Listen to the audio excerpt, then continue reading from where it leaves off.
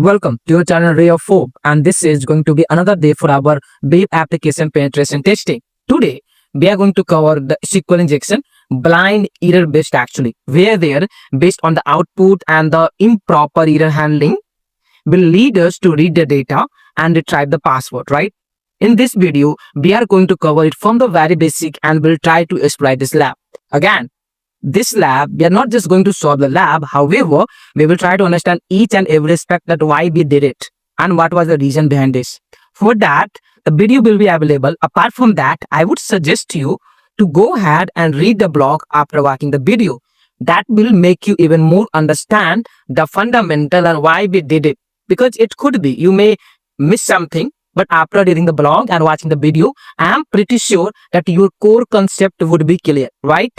So before wasting our time, let's go ahead. This is how the lab looks like, and these are some product that they had to sell, right? So over here, what I'm going to do actually, right? Basically, I'll try to see one of the product. I can go for 6-pack beer belt.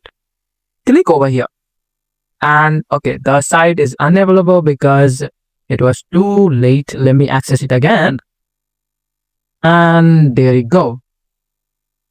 In the meantime, let me on my proxy.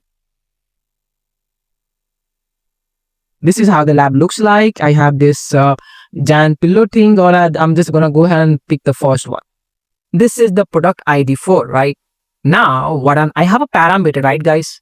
Again, I have told you that if application had a parameter, it could be that you can try multiple injection attack, because that's the first thing we look for is to find the parameter. Now, as our intercept is on, I'm gonna go ahead and turn on my proxy. Yes, it's on. Intercept.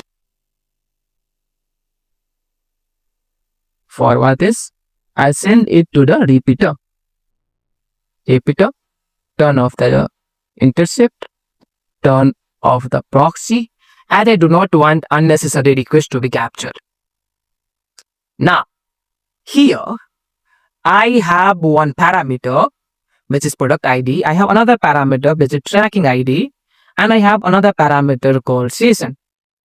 And, well, session basically has nothing to do with SQL injection. But yeah, as if I'm not going to solve this at a lab, I'm going to make you understand why we did it and how we're going to do so. So first thing that we do in order to perform SQL injection is to find out if the parameter is interacting with the database or not. So if I just put 1 or single quote, you can say, and hit enter, it's a bad request and it is giving us invalid product ID. Even if I do hyphen to comment out the rest part of the code, what I'm getting, it's invalid product ID. Means probably no matter what we can try, this parameter may not be vulnerable for SQL injection because it is a generic error. Even though I am trying double quote, it's giving us invalid product ID. That means input validation is there, right? Okay. So now, as we understand that this parameter is not vulnerable for, what if I'm instead of like if I put over here single quote and hit enter, what I'm going to get? 200, okay. Double quote, what I'm going to get? 200, okay. Single quote close bracket, what I'm going to get? 200, okay. Single quote close braces.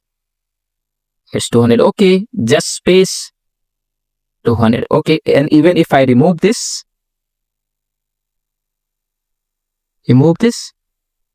what I'm going to get? 200, okay. Means in every condition, it is giving us 200, okay. So, this parameter is not vulnerable for SQL injection.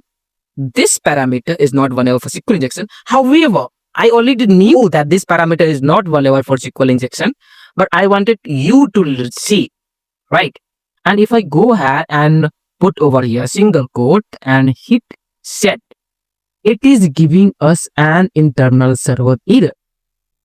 And if I scroll it down, can you see it is also giving a verbose error? That's what we call this. Not just an error. It is giving something very sensitive information.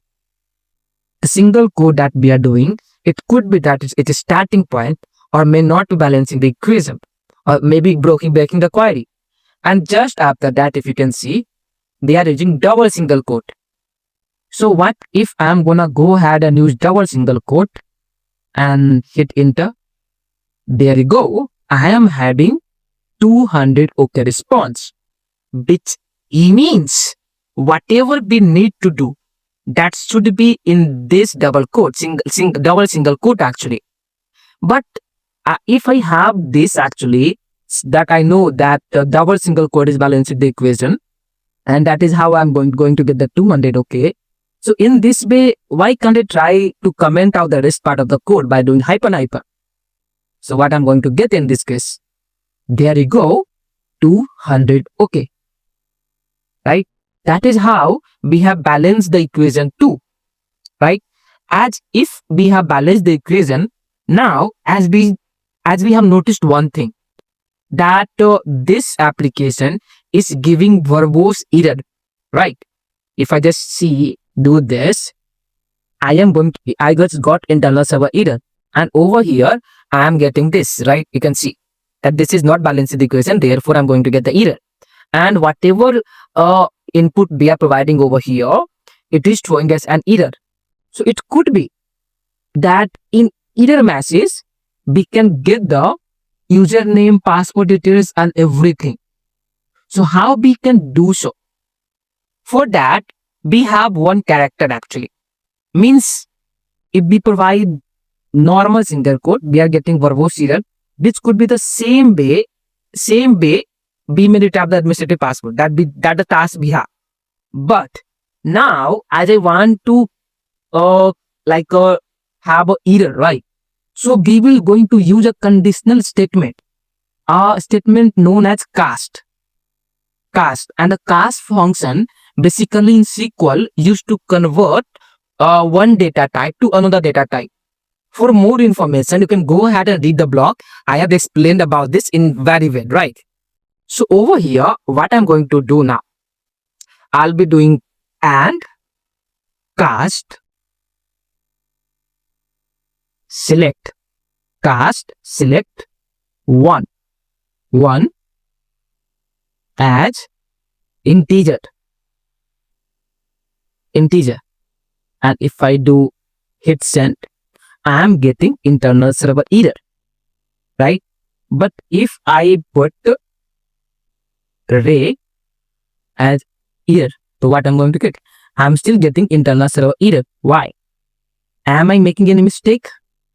Or if I just do 1, in this case I'm getting error. But why I'm getting an error? There you go. Error message argument and must be type of boolean, not type of integer. Means the conditions should be a boolean type. So as if in error it is giving us every hint actually. So now as if it is giving us an error that it should be a boolean type. So what we can do over here? So all I can do is I can just do and 1 equals to cast. Now it become a integer type and boolean type actually, and hit send. So this is giving me 200 OK again. And if I show the generic error, again this is a generic error, not a verbose or any sensitive information it is giving. But if I, instead of 1, if I do R Rayofhope and hit send, again you can see R is not an integer type, this is a string type. Therefore I am getting an internal server error, and here you can see column R does not exist.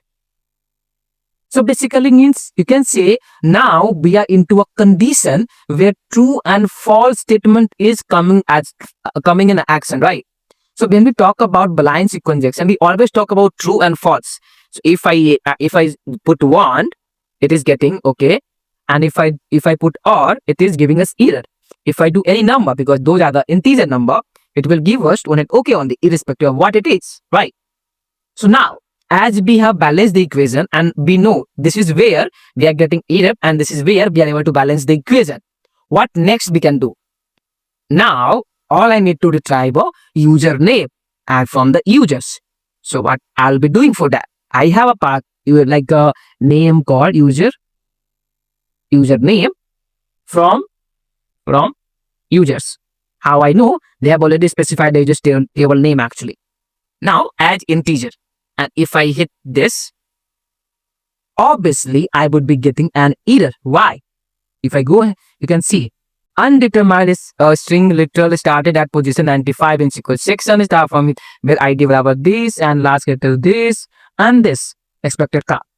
So again, I am not able to verify this.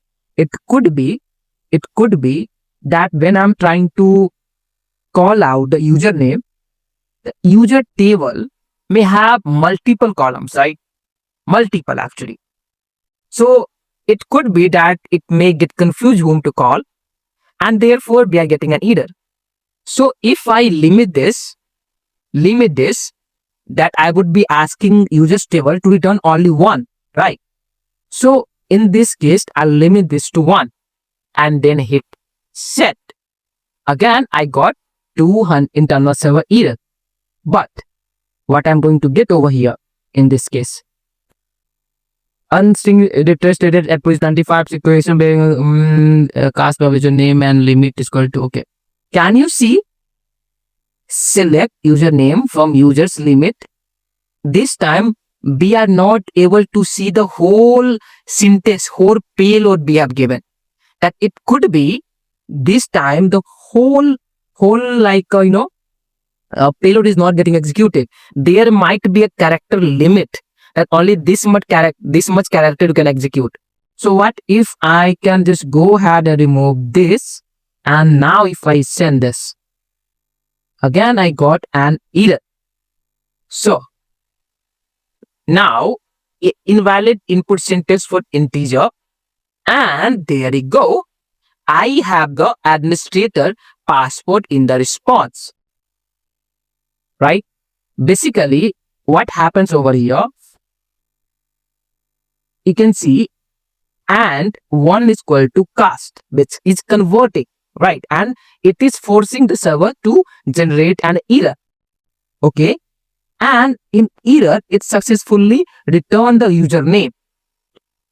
Now I have a username. I'll copy this. We already know. Next time what I'm going to do, I'll try to call out password and hit send. I got an error. Invalid input syntax for type integer, and we have some character.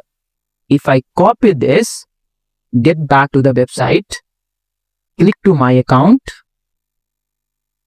password, Control V, administrator, copy, paste the username, back, hit enter. There you go. We are able to log in as an administrator, right? I hope you might have learned something today in this video. If you like, please do like, subscribe and comment your views and share with your colleagues. Again, I would suggest you to, after watching this video, go ahead and read this blog. You will definitely learn this, because I have explained everything in details in theory way actually over my Medium account. You would definitely learn something. Thank you again and